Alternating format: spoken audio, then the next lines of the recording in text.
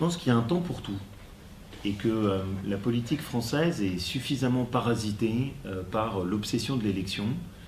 Et on a, je trouve, parfois beaucoup d'élus qui passent plus de temps à penser à l'élection qu'à ce qu'il faut faire.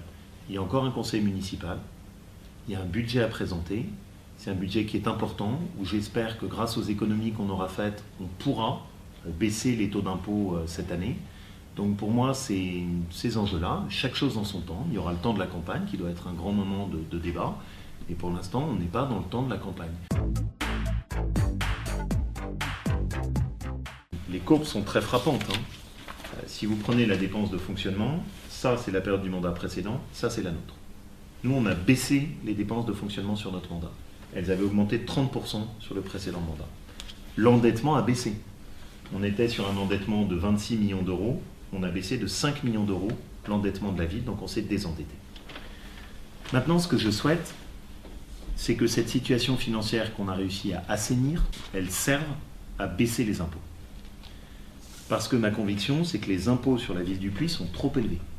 Ma volonté, et ça c'est un choix dont je souhaite qu'il soit porté sur la durée, c'est qu'on puisse, sur la durée, affecter tous les fruits des économies qu'on dégagera à la baisse des taux d'impôt.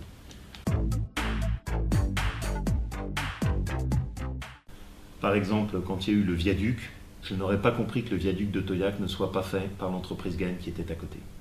Quand on réalise le chantier du musée, je considère que l'argent du musée doit servir à faire tourner les entreprises de la Haute-Loire. Donc ça, c'est le premier point sur lequel je suis toujours très vigilant et que j'assume. Comme maire du Puy, je regarde toujours pour faire en sorte que notre argent serve à faire tourner nos emplois. Quand on a des risques qui peuvent peser sur la fromagerie, ma bataille, ça a été, en lien avec nos agriculteurs, de sauver la fromagerie de Saint-Germain-Blavozy, de faire en sorte que la collecte du lait soit assurée et que les emplois soient préservés. C'était un engagement que j'avais pris. Et puis la troisième chose, c'est de ramener des nouvelles entreprises. Il y a eu principalement à ce stade 3 choses qui ont été importantes. La première, c'est Satel. La deuxième, c'est le renforcement du centre-page. Et le troisième gros dossier, c'est la maroquinerie du Puy. Et peut-être que sur l'un ou l'autre de ces dossiers, j'espère qu'on pourra avoir des choses positives qui vont venir et qui permettront à des gens qui sont aujourd'hui sans emploi de pouvoir en trouver sur le territoire de la ville du Puy. Sur ce sujet-là, d'abord on a fait un équipement au niveau de la ville avec 2 machines qui sont des machines à nettoyer, qui permettent de nettoyer les rues et au passage de dégager les déjections canines. On est en train de voir comment est-ce qu'on peut recourir à un nouveau matériel qui nous permettrait aussi d'avoir des actions plus performantes au niveau du nettoyage des crottes de chiens. Mais il y a un moment où il faut aussi être raisonnable.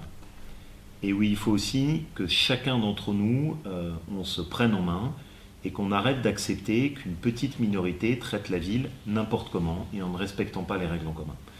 Parce que si on fait passer les plus belles machines du monde à 9h, et qu'à 9h45, parce que vous avez des gens qui n'ont pas envie de sortir leur chien, qui ouvrent juste la porte et qui laissent le chien filer et faire n'importe quoi dans la ville parce qu'ils trouvent qu'il fait un peu trop froid et qu'ils préfèrent rester chez eux, et bien la machine, il faudra la faire passer à 9h, à 10h, à 11h, à midi, et ça ne servira pas.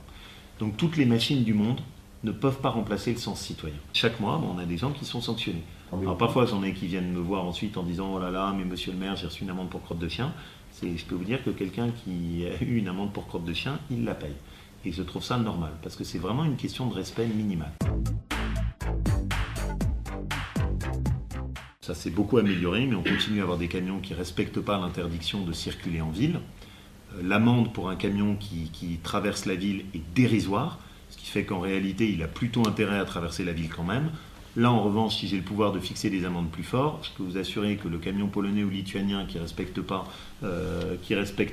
l'autorisation de passer, je le sanctionnerai. Je précise que j'ai dit polonais et lituanien, puisque les camions qui sont les camions de Haute-Loire et de notre communauté d'agglomération, eux ont le droit. Ils ont le droit parce que c'est nos emplois. Et que eux, comme c'est leur circuit quotidien, si jamais on les interdit, on les tue. Les résultats plaident pour la vidéoprotection, puisqu'il y a eu 17 infractions qui ont pu être arrêtées, y compris un vol qui a été fait quand même sur une personne âgée dans des conditions où elle aurait pu se retrouver vraiment avec le col du fémur cassé. Et grâce à la vidéoprotection, on a pu arrêter les 2 personnes sous un délai d'1 heure. On aurait été sans vidéoprotection, les 2 personnes courraient encore. Donc on a vraiment des résultats. Moi, ma position, elle est très simple là-dessus, c'est une position très pragmatique. Le but n'est pas de couvrir la ville de caméras, mais par contre, à chaque fois que c'est nécessaire et qu'on peut avancer, si c'est demandé par les commerçants, si c'est demandé par les habitants, on le fera. Et ce à quoi je tiens aussi, c'est de mettre des caméras de vidéoprotection qui soient sur la RN 88. Elles serviront à faire un travail de surveillance, notamment quand on a, pour l'exprimer de façon claire, des gens qui viennent du 42 à 21h30 avec une BMW roulant à vive allure et qui repart à minuit dans l'autre sens avec les vitres teintées. Cela, ça nous intéresse de savoir quand est-ce qu'ils viennent dans la ville, qui est propriétaire de la BMW et de pouvoir identifier ça. J'ai tiré la sonnette d'alarme plusieurs fois auprès du préfet. Il y a aujourd'hui des problèmes de gestion et d'inquiétude. Les glissements de terrain qui ont eu lieu ont quand même généré des fortes inquiétudes. Ça aboutit aujourd'hui à des rephasages apparemment du projet. J'ai demandé qu'il y ait des réunions d'explication qui soient faites devant l'opinion, parce qu'il faut que le préfet et l'État expliquent ce qui se passe. Il y a une chose dont je suis convaincu, c'est qu'aujourd'hui, ils ne laisseront pas le chantier en plan. Ça n'est jamais arrivé en France qu'un chantier qui soit commencé ne soit pas fini. Je suis allé moi-même à la Direction nationale des routes à Paris pour vérifier ce point-là. Il est évident qu'un chantier qui commence est un chantier qui finit. Sinon, vraiment, il n'y a plus de parole pour l'État.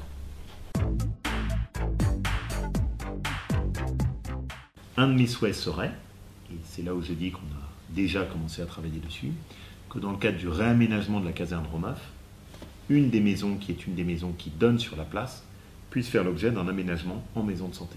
Pour attirer des médecins, il faut réussir à leur donner le réflexe de la Haute-Loire. Leur donner le réflexe de la Haute-Loire, ça se joue pendant leurs études médicales. Et de ce point de vue, il y a deux choses sur lesquelles on essaye de travailler. Le premier, c'est d'accompagner nos médecins pour qu'ils accueillent des étudiants stagiaires et pour leur donner cette vocation et cette envie d'être ensuite médecin généraliste et de venir s'installer au Puy. Et puis la deuxième chose, c'est que par le biais de la réhabilitation de l'internat de l'hôpital, on essaye d'attirer des jeunes qui sont en études soit à Clermont, soit à Saint-Étienne, pour l'instant plutôt Clermont, pour qu'ensuite ils viennent s'installer au Puy. Je pense qu'il faudra qu'on repose la question du fonctionnement d'ensemble. Alors déplacer l'entrée de Michelet, on se posera la question, on se posera cette question-là, qui est une question qui se posera vraiment au moment où on aura à revoir globalement l'aménagement de la place Michelet. Ce dont je parle, c'est pas à la Saint-Clinclin, hein, on est d'ici la décision devra être prise en fonction de la prochaine équipe municipale dans un an.